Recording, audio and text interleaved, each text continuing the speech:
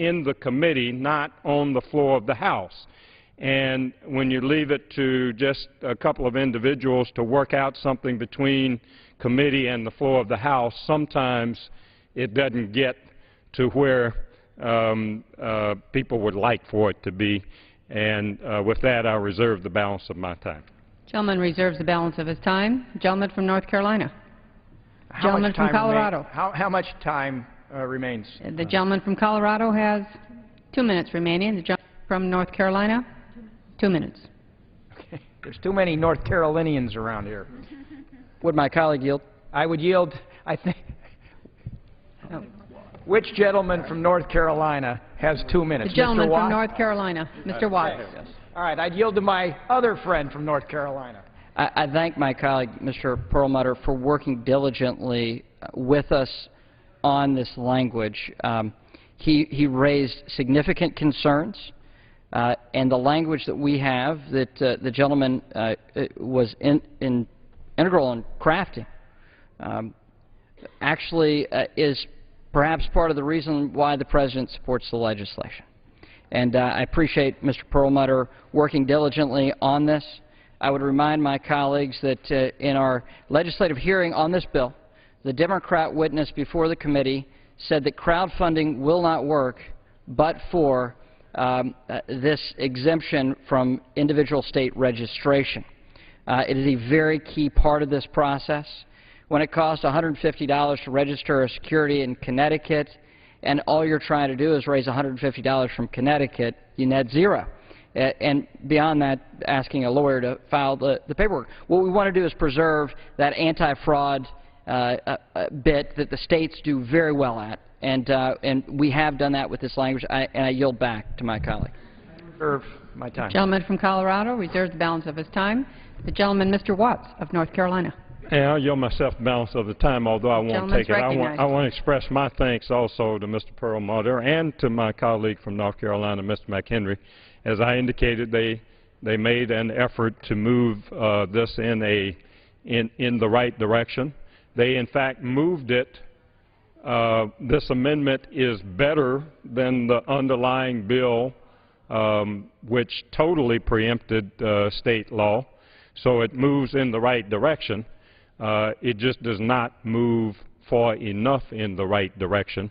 And because of that, I mean, I'm not going to vote against the amendment. I'm not even going to ask for a recorded vote on the amendment itself, but it will make it necessary for me to oppose the bill itself. And I thought it was important enough for me to come down and express this because there's a significant number of people out there, including a number of state attorneys generals and or secretaries of state who believe this does not go far enough.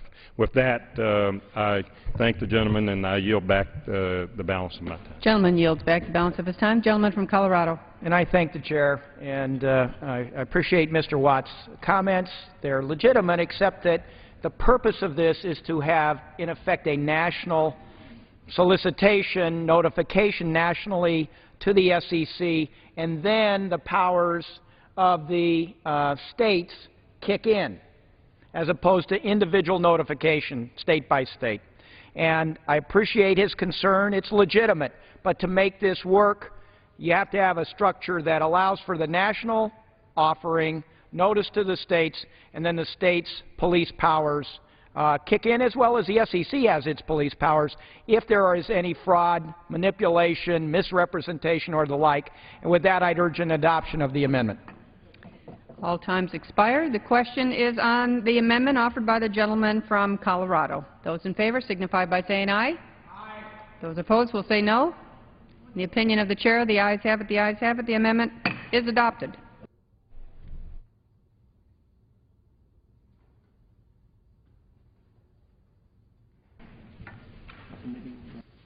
The committee will rise informally.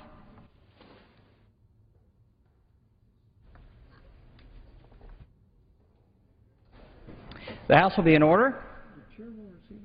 The chair will receive a message. Mr. Speaker, a message from the Senate. Mr. Speaker, Madam Secretary. I have been directed by the Senate to inform the House that the Senate insist upon its amendment to the bill H.R. 2112, an act making appropriations for agriculture, rural development, food and drug administration and related agencies, and agree to a conference with the House of Representatives. The committee will resume its sitting.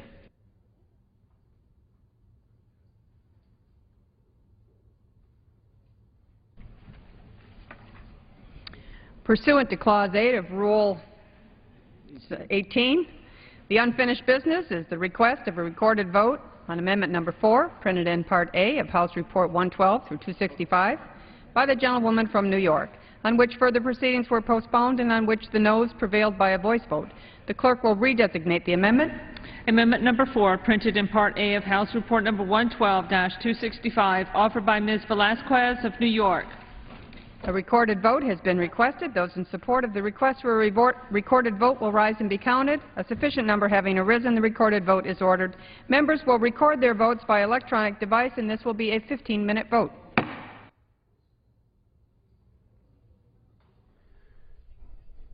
The House today has been debating two bills that deal with small business. One bill would remove the regulatory ban that prevents small, privately held companies from using ads to solicit investors for private offerings. The bill they just wrapped up, sponsored by Patrick McHenry of North Carolina, would allow companies to accept and pool securities up to $1 million without registering with the Securities and Exchange Commission. It's a practice that's called crowdfunding. This is a roll call vote on one of the amendments that was debated by Velazquez of New York, an amendment that would require the crowdfunding intermediaries to disclose to potential investors their method of compensation. This is a 15-minute vote, so several more votes to follow, and the House should wrap up work on both of these bills this evening. Also on Capitol Hill today, a subcommittee of the Energy and Commerce Committee met to issue a subpoena to the administration. They voted 14-9 today to issue a subpoena to the administration on all West Wing executive communications on the now bankrupt solar energy company Solyndra, dating back to President Obama's inauguration in January of 2009. The committee met earlier today. We covered that. We're going to show all of that to you later in our program schedule, actually following our House coverage today. I want to show you a little bit, though, from the meeting earlier today, and this starts with a discussion on executive privilege. And we're going to first, though, get some background on the hearing today. We spoke to a Capitol Hill reporter who was there. With us is Amy Harder, Energy and Environment reporter with National Journal Daily. Why did the Energy and Commerce Oversight Subcommittee get interested in these White House documents on Solyndra? Well, the Republicans on the committee have been interested in White House documents for almost 9 months, and they point that out time and again. And this set of documents is actually all the West Wing communications dating back to President Obama's inauguration. And so the White House has said that that's not a realistic request. And given that refusal, the Republicans have voted to subpoena the White House on those documents. It's yet to be seen exactly what documents will come from that subpoena. They said it's not a realistic request, but what's their legal argument against giving up these documents? Well, they say that it violates longstanding executive branch privileges, although they have not yet invoked the executive branch privilege in terms of not allowing, for example, President Obama's BlackBerry messages. They have not yet asserted that privilege, and that's something that the Republicans point out that if they're serious about it, then they would. The president made a very high-profile visit to Solyndra's factory in May of 2010. What happened to the firm since then? Well, the firm has taken a complete nosedive since then, and several thousand or tens of thousands of documents released have shown that downward spiral since March of 2010.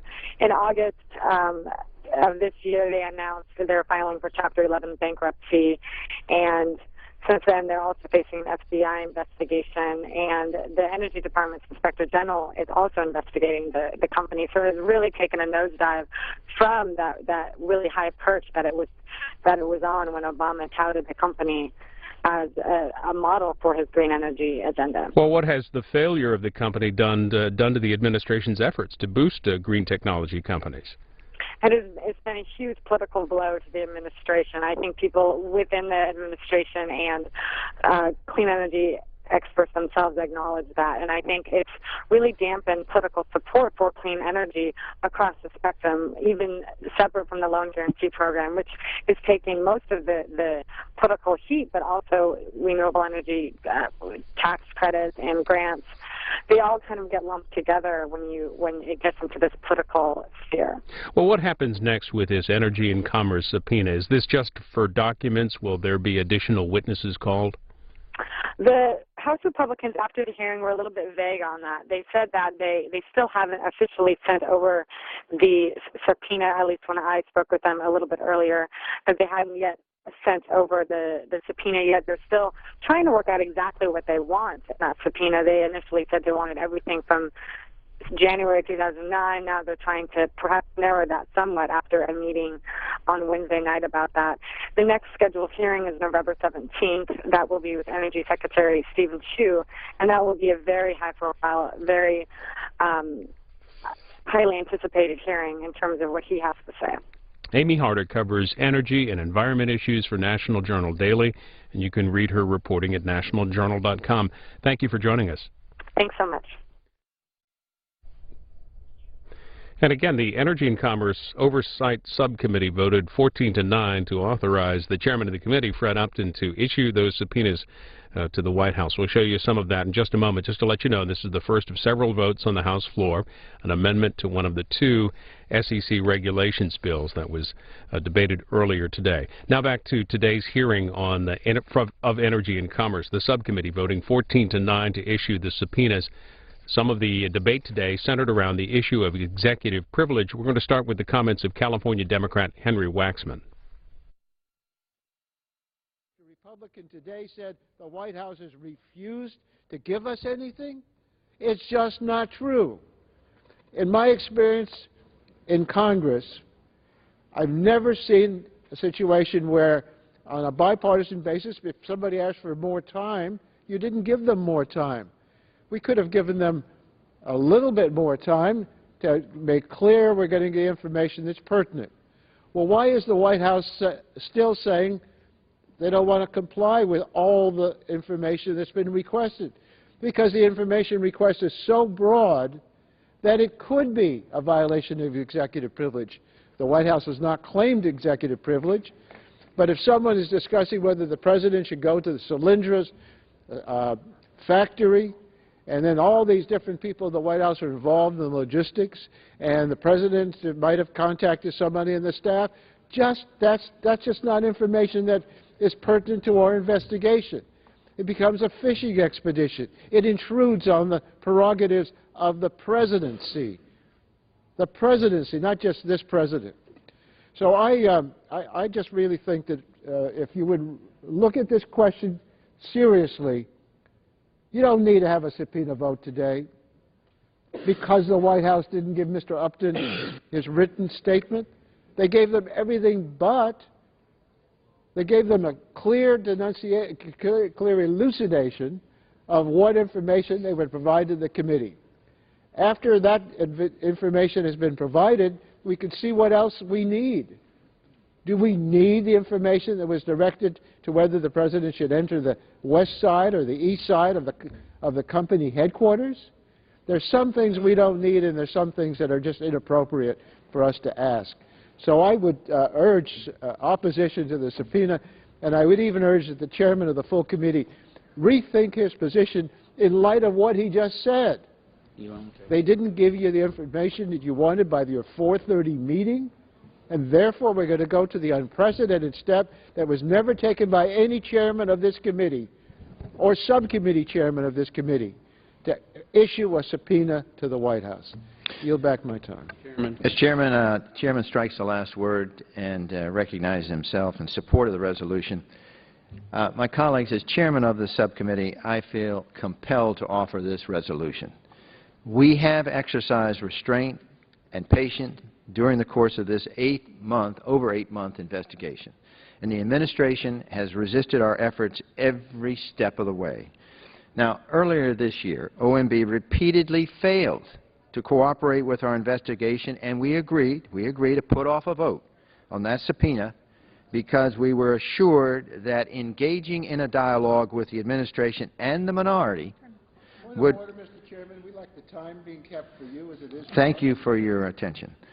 We were assured that engaging in a dialogue with the administration and the minority would resolve all of the problems without the need to resort to a subpoena.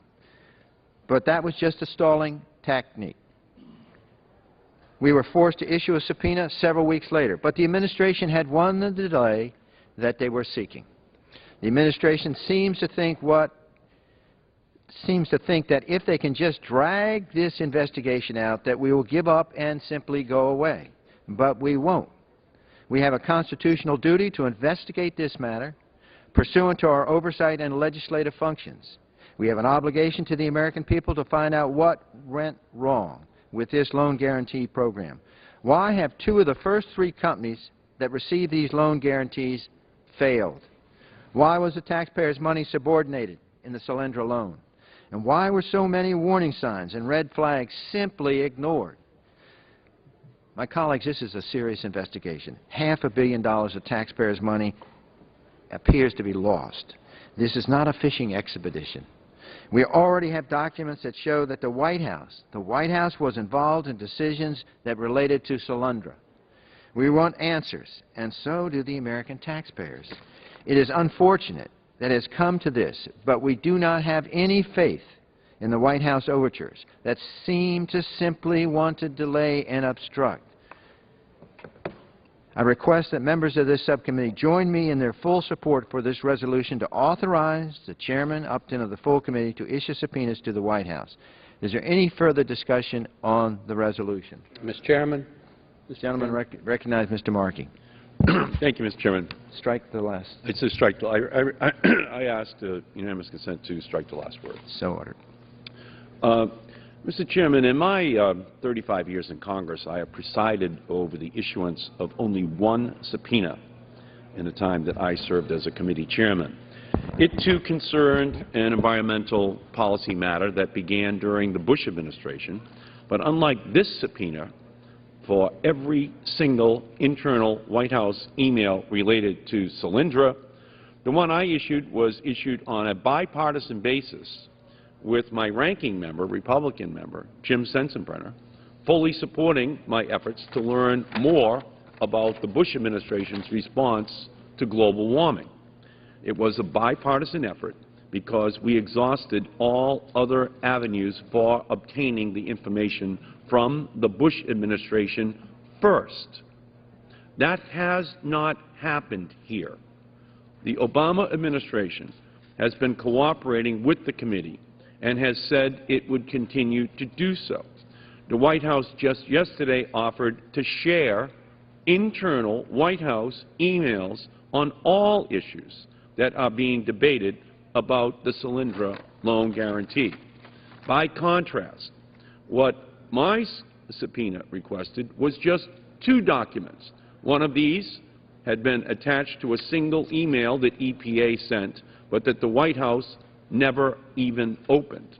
The Bush administration White House didn't just refuse to provide them voluntarily, they refused to comply with the subpoena at all until the Select Committee scheduled a business meeting to consider a contempt motion. This committee should accept the accommodation offer the White House made. Subpoenas should be the last resort used to obtain information when the subject of an inquiry has failed to fully cooperate. In stark contrast to today's zeal for issuing subpoenas to the White House, yesterday, Republicans were singing a very different tune.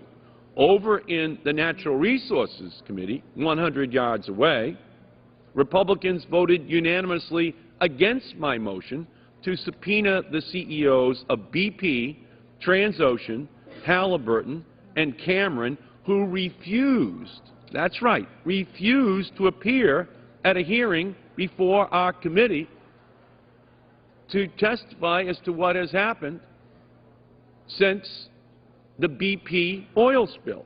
We weren't asking for hundreds of thousands of pages of emails or documents. We just wanted the opportunity to question them about the environmental catastrophe that actually was the result of illegal activity in the Gulf of Mexico.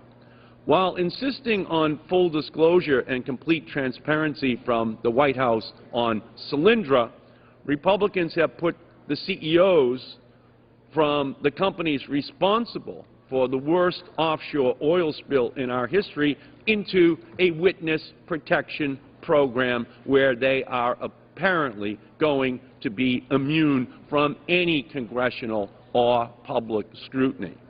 When it comes to solar energy, Republicans embrace the disinfecting power of sunlight and disclosure. When it comes to oil, they seem to prefer to hide behind its murky sheen.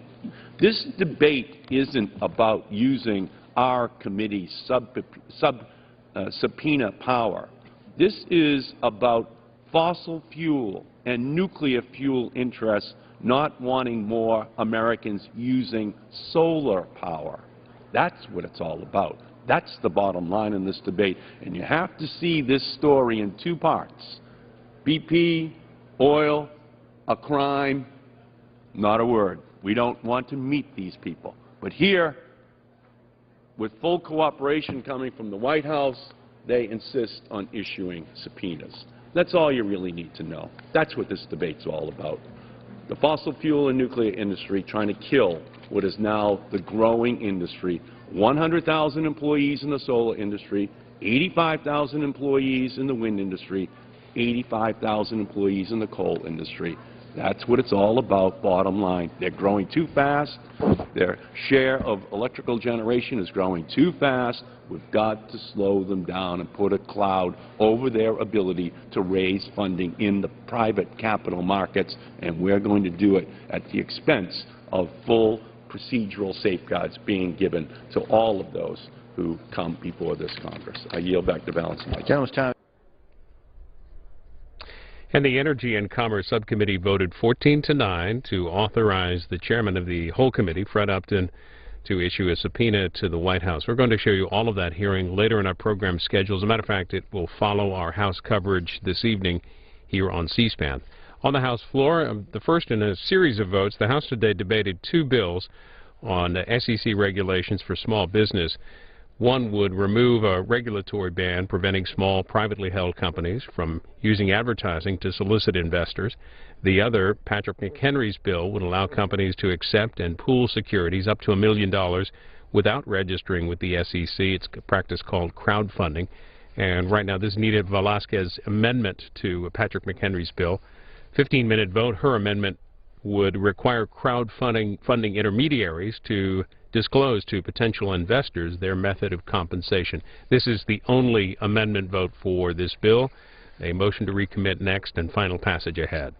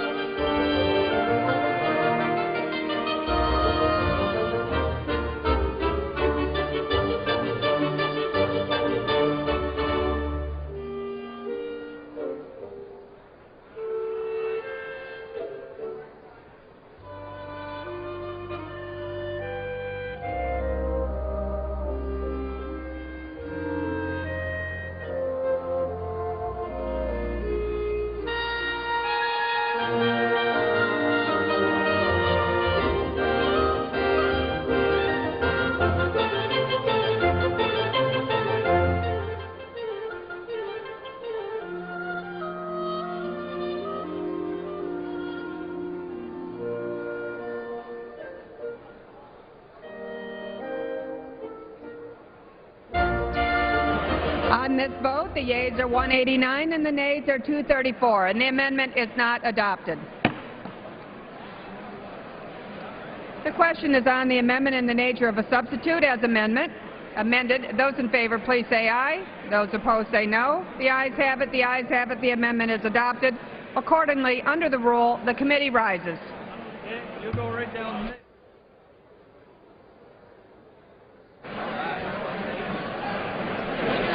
Have you ever been there when somebody reported a Madam Chair.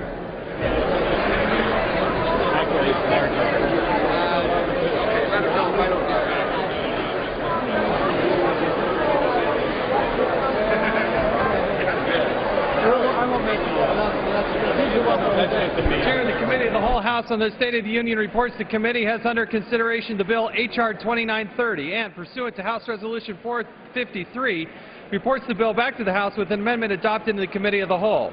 Under the rule, the previous question is ordered. In a separate vote, demanded on any amendment to the amendment reported from the Committee of the Whole. If not, the question is on adoption of the committee amendment in the nature of a substitute as amended. Those in favor will say aye. Those opposed will say no. The ayes have it. The amendment is agreed to. The question is on engrossment and the third reading of the bill. Those in favor will say aye. Those opposed will say no. The ayes have it. Third reading. A bill to amend the securities laws to provide for registration exemptions for certain crowd-funded securities and for other purposes.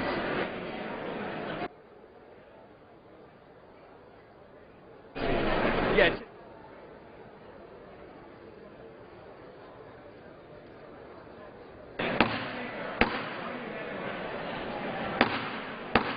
The House will be in order.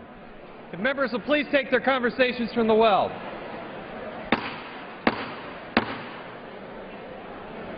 The House will be in order. If members will please take their conversations from the floor.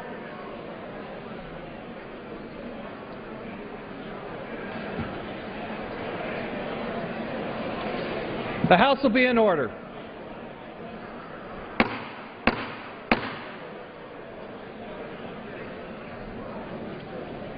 What purpose does the gentleman from New Jersey rise? Mr. Speaker, I have a motion to recommit at the desk. Is the gentleman opposed to the bill?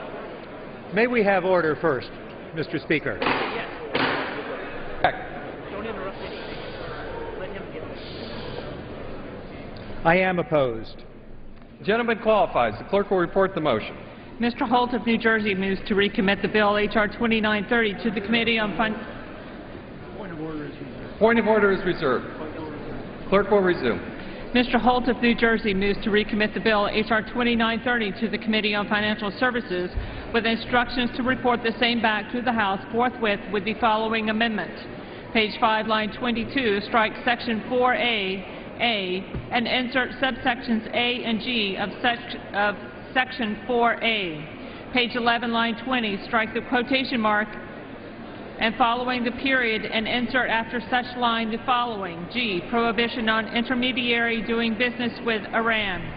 1. In general, for purposes of Section 4.6, a person acting as an intermediary in a transaction involving the issuance of securities may not directly or indirectly A, own any share or interest in a person doing business with the government of Iran, or B, be affiliated with any person who is or who directly or indirectly owns any share or interest in a person who is doing business with the government of Iran. 2. Construction. For purposes of this subsection, the term government of Iran shall include any agent or instrumentality owned or controlled by the government of Iran.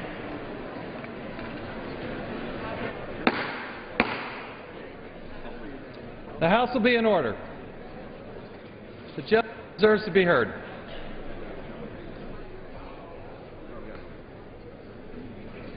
Gentleman from New Jersey is recognized for 5 minutes. Mr. Speaker, at the outset, I want to make one thing clear. The passage of this amendment will not prevent the passage of the underlying bill. If this amendment is adopted, it would be incorporated into the bill, and the bill would be immediately voted upon. As written, Mr. Speaker, the underlying bill would not prevent potential beneficiaries of this act. The House is not in order. The gentleman is correct. Members will please take their conversations from the floor.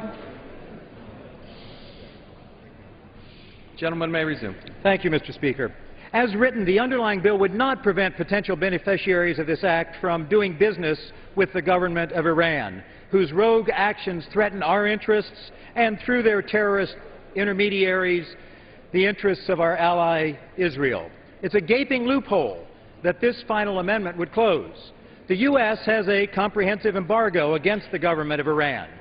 Recent events have reminded us exactly how clever the agents of the government of Iran can be in circumventing U.S. and international law in an effort to keep funds flowing to the Iranian clerical dictatorship.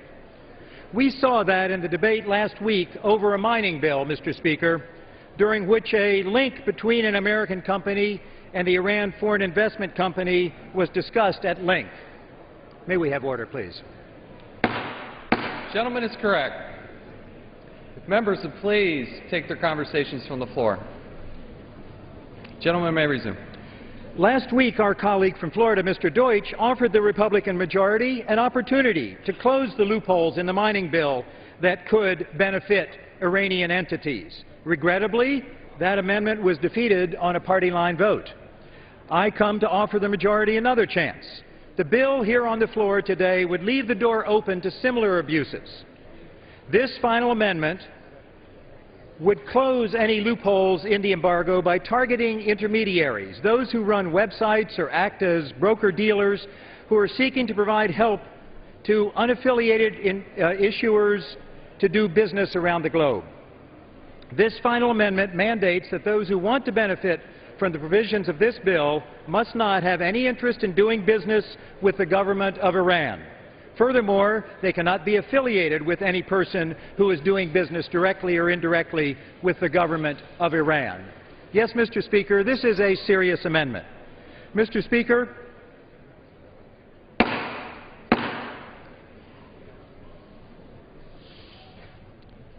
Gentleman may resume. This final amendment is really a common-sense safeguard measure. We all know that money is fungible, including securities. We all know that Iran's dictatorial regime is feeling the pinch from the sanctions the United States has already imposed. The radical clerics that control Iran's government are constantly searching to get the money and goods they need to stay in power and to threaten our interests, and through their terrorist intermediaries, to threaten the interests of our ally Israel. Without this final amendment, this bill would provide them a possible opening to do so. This final amendment to the bill will help slam shut the door for that option. I urge all of us to support this final amendment to the bill, and I yield back my time. Gentleman yields back. For purposes, the gentleman from North Carolina rise. I withdraw my point of order. Gentleman withdraws. I rise in opposition. Gentleman's recognized for 5 minutes.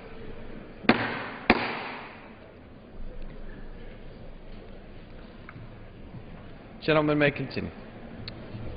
We've had 2 subcommittee hearings on capital formation. This issue was not raised. We had a subcommittee legislative hearing. This issue was not raised. We had a subcommittee markup. This issue was not raised. We had a full committee markup where we incorporated every Democrat idea into this legislation. It is outrageous for the minority party to come to this level, to stoop to this level of taking our important national security issues. The House is not in order.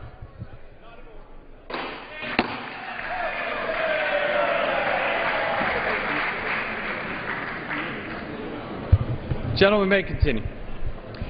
Through hours of debate and crafting a bipartisan bill, I thought they're better than that. I did.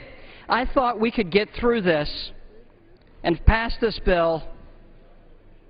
The President announced his support. A statement of administrative policy says pass this bill. He says we can't wait. And what does his party in Congress do? Offer an amendment that is already existing law.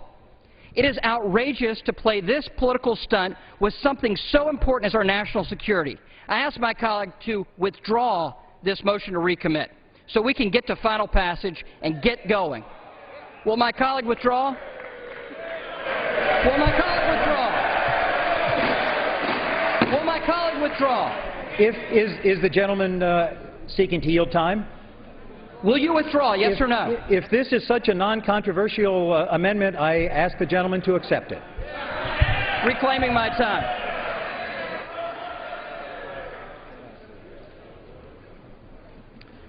I ask my colleagues, do you want to allow small businesses that are starved for capital to raise capital? Do you want to allow that to happen?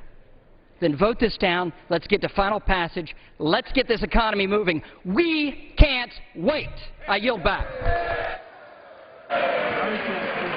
The gentleman yields back. Without objection, the previous question is ordered. The question is on the motion to recommit. Those in favor will say aye. Those opposed will say no. The noes have it. Mr. Speaker, I ask for a recorded vote on this. A recorded vote is requested. Those favoring a recorded vote will rise. A sufficient number having risen, a recorded vote is ordered. Members will record their votes by electronic device. Pursuant to Clause 8, Clause 9 of Rule 20, this is a 15-minute vote on the motion to recommit. Will be followed by 5-minute votes on the passage of H.R. 2930, if ordered, and adoption of the amendment number to H.R. 2940 by Mr. Miller of North Carolina. This is a 15-minute vote.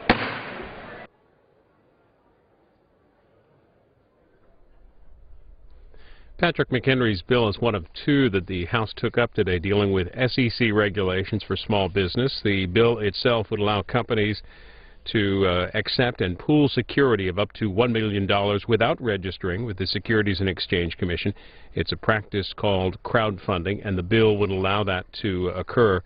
A final passage is next, but this is one last chance to change the bill, the Democratic motion to recommit. It's a 15-minute vote, and as we mentioned, final passage is next. Earlier today at the National Press Club, former NBC nightly news anchor Tom Brokaw was the featured speaker, and he talked today about issues in politics, journalism, and the economy. We're going to show you a portion of some of his afternoon remarks as this vote continues. Fairly active discussion on NPR this morning in which a caller called in to challenge me on the housing crisis, saying it was entirely the fault of Wall Street. In fact, Wall Street played an enormous role in the housing crisis, but it wasn't all Wall Street. People have to accept personal responsibility when they sign on the bottom line for a mortgage that they can't afford.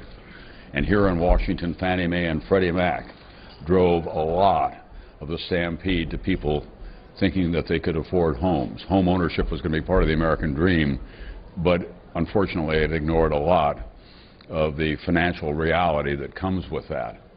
And it continues to be a heavy burden in economic recovery in this country. And then the subject that will be of interest to so many of you is this extraordinary change that is going on in the profession in which I've spent most of my life, journalism. I liken it to the second Big Bang, the impact of this new technology. We have created an entirely new universe out there, and we're at the moment trying to determine which of these planets will survive and which will drift too close to the sun, which will merge with others to support life as we have known it as journalists, and how will it finally work itself out so there is a kind of orderly universe in which we can know where we're going. At the same time, I find it exceptionally exciting. When audiences say to me, what happened to the journalism I thought I used to know when Walter and Chet and David and you and Dan and Peter were there? I say, I'm going to surprise you. There is a richer menu of information out there now than there ever has been, and it's available at a keystroke. But you can no longer be a couch potato. You have to get up in the morning and not just retrieve the daily newspaper and watch a little bit of the Today Show and come home at night and watch one of the evening news broadcasts. To be a fully informed citizen, you've got to develop, if you will, a kind of personal filter system for the information that is coming at you all day long, with which you're being bombarded. What is reliable? What has integrity? What's the political motivation of this particular website? All the newspapers now have websites of one kind or another, and those are still works in transition. The same thing is true in my business, both over-the-air and cable broadcast journalism. So we're working our way through it.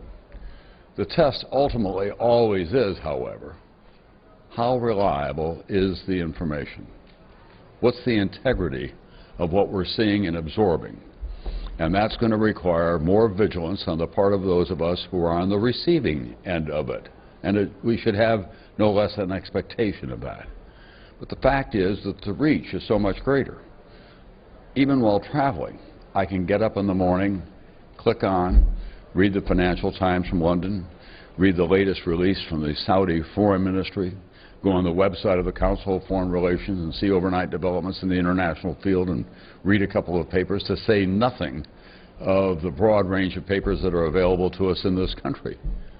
I even read the Yankton Press and Dakotan from time to time, just to see how the old high school football team is doing and how my friends are getting along out there. They've got a terrific website. Finally, what is most important about this exceptional change that we're all witness to and we are a part of as catalysts and as practitioners is that the place of journalism will not and should not go away. It's critical to free people everywhere. And that cannot be lost in the debate about journalism. Free people still require a forum where they can retrieve information that is useful to them to make decisions that affect their lives and their nation and their communities.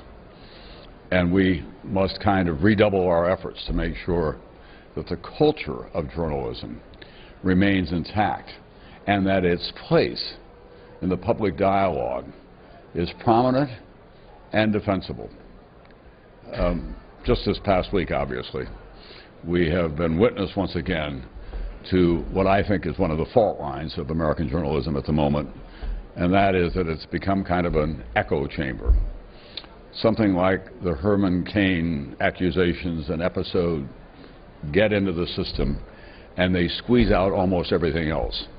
There's a kind of lemming-like journalistic pattern that develops in which everyone chases the same story. The fact of the matter is that Herman Cain decided to run for president some time ago. Where were we in going back to find out what his history was? He had a fairly prominent role in America as the president of the Restaurant Association, the Digest Association. There was a time, not so long ago, when anyone who declares for president can fully expect to be the object of a series of reports in the Washington Post or the Wall Street Journal or the New York Times or on television. No longer. Now it's just everybody chasing candidates around the landscape or at debates, and then when something happens, playing a giant game of gotcha. So I do think that that may be a place to begin. You're always going to have the horse race in American politics. You're always going to chase the scandals. But the American public deserves more from us, from these people who are stepping forward to running as president, possibly president of the United States. They require a long, in-depth examination of who they are and an examination of what their policies are across the board. Republicans, Democrats, and independents. That's the least that we owe the voting audience and the people who give us all the freedoms that we have in the First Amendment to the Constitution, freedom of the press.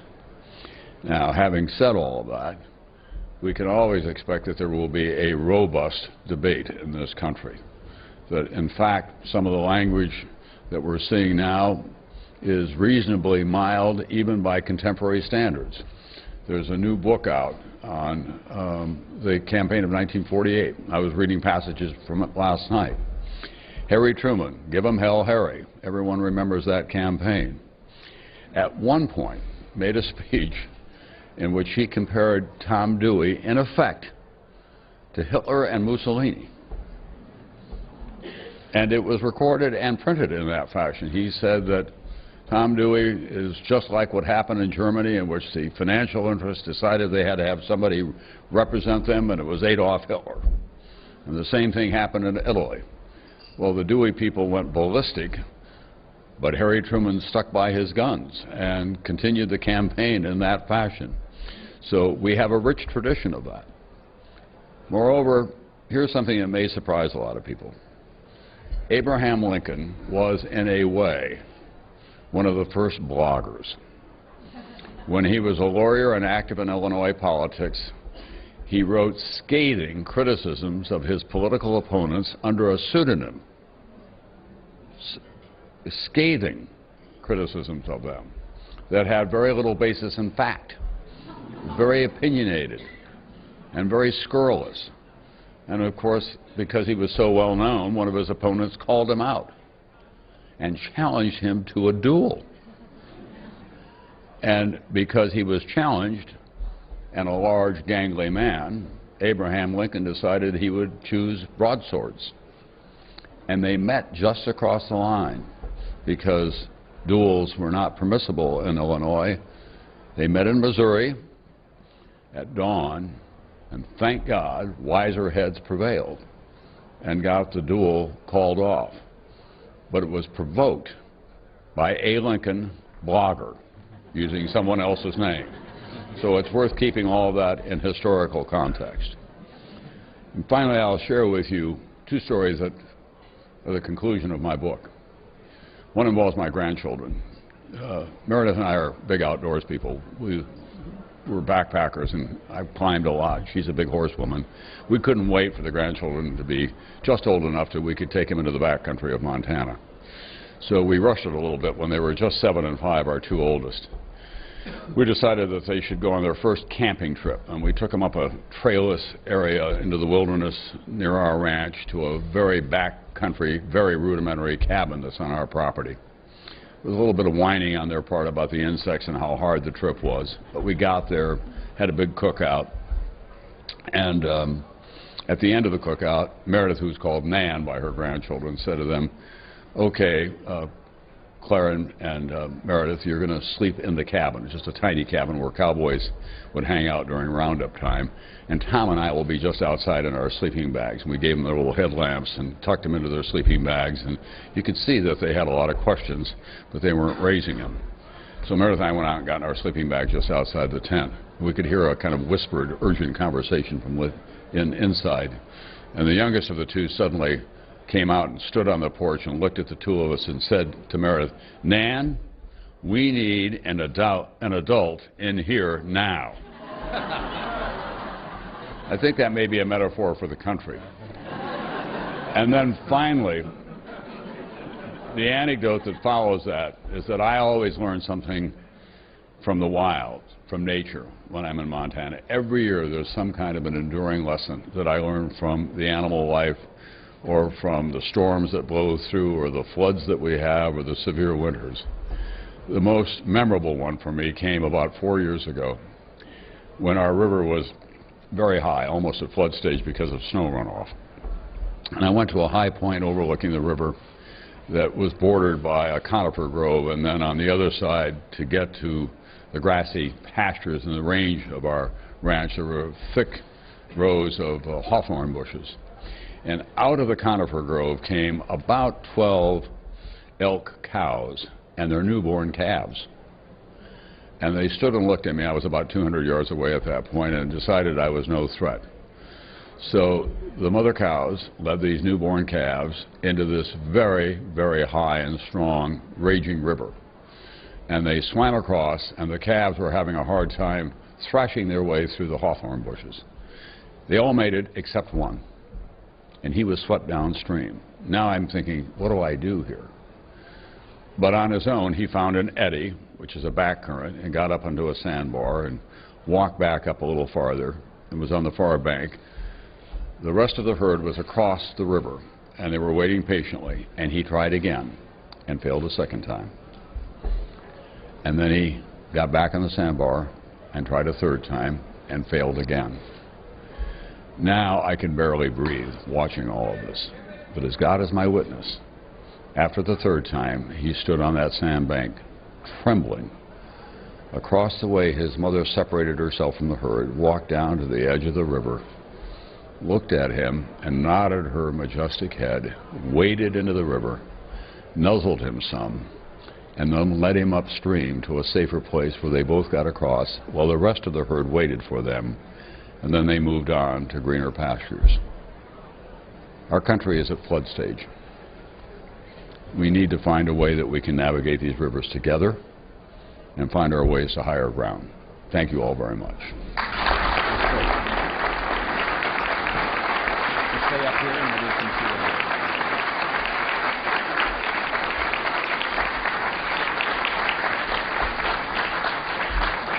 Thank you very much, Tom, and it's a real pleasure to have you here today. A lot of smiling faces in our audience. So using your term, the greatest generation, as a basis, how would you categorize the current generation?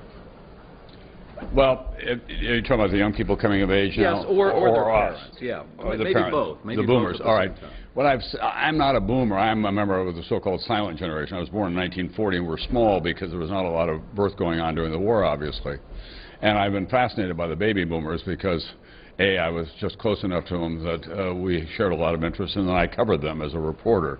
And I've called that the unresolved generation. I don't think that they've fully resolved who they want to be and how they want to be remembered. The current generation, coming of age now, are called, broadly speaking, the millennials. And they're beginning to get a subset because they have been so chastened by what's happening economically.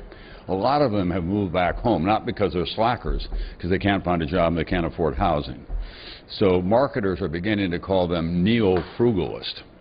They're spending their money much more carefully than their parents did. And they're making decisions kind of a week or a day at a time, spending a lot of time online talking to everybody else. And they're skeptical about a lot of the institutions that we have all taken for granted, including corporations and what kind of job security they have. So that's how I would characterize the three of them. Okay. We've dealt with some similar themes in recent luncheons, including one where Ken Burns was here to talk about his new three-part series, Prohibition, and he uses that as sort of a fulcrum to talk about divisiveness in U.S. history. How would you place this period we're witnessing right now relative to other such periods throughout our entire American history? Well, I think we don't know yet. You'd always need a little more perspective and a little more distance from what we're going through. It does seem at the moment that this is, and we know this for a fact, this is a very difficult time, in part because the old rules don't seem to apply. I was with a group of very sophisticated economists and CEOs in late '09. Almost to a man. They said the recovery would be well underway by the fourth quarter of '10 because of the amount of stimulus that the government was going to unleash.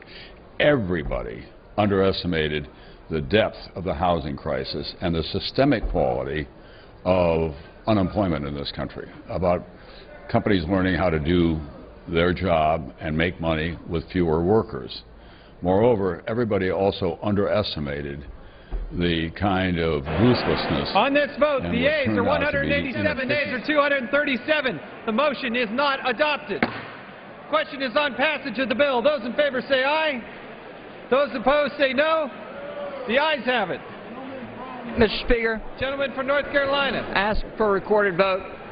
A recorded vote is requested. Those favoring a recorded vote will rise. A sufficient number having risen, a recorded vote is ordered. Members will record their votes by an electronic device. This will be a 5-minute vote.